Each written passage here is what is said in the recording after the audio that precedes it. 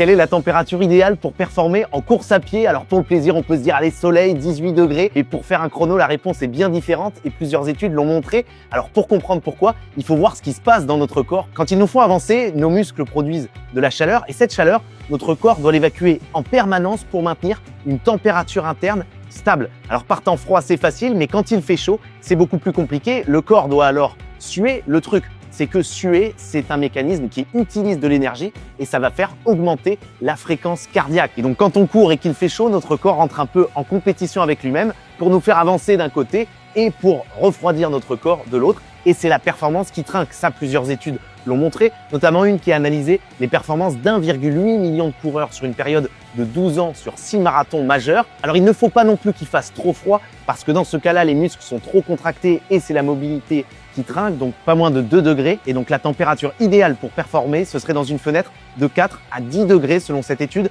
D'autres montent un petit peu plus haut jusqu'à 12, 15 degrés. Et alors selon cette étude, pour chaque degré supplémentaire au-delà de 10 degrés, on aurait un impact sur la vitesse mesuré à 0,03%. C'est donc quand même assez faible pour quelqu'un qui vise par exemple 3 heures sur marathon. S'il fait 18 degrés plutôt que 10, ça va lui coûter une trentaine de secondes à condition d'humidité égale. Et c'est en fait surtout quand il fait plus de 20 degrés que les impacts deviennent vraiment significatifs, surtout quand l'humidité en parallèle est élevée. Car oui, quand il fait chaud et qu'en plus l'air est trop humide, la chaleur a encore plus de mal à s'évacuer. Et on l'a vu notamment à Berlin l'année dernière, le 21 septembre, le mercure était monté jusqu'à 27 degrés avec un taux d'humidité de plus de 70%. Ça s'était traduit par un taux d'abandon de plus de 13% et un impact qu'on peut mesurer à près de 12 minutes pour quelqu'un qui visait un chrono de 4 heures sur marathon. Et ce qui est marquant donc aussi, c'est qu'avec le changement climatique, les fenêtres de performance optimale vont devenir de plus en plus faibles sur les marathons majeurs aux dates actuelles. L'une des solutions face à ça, ça sera d'avancer les horaires de départ, mais qui sont parfois déjà très matinaux dans certains cas.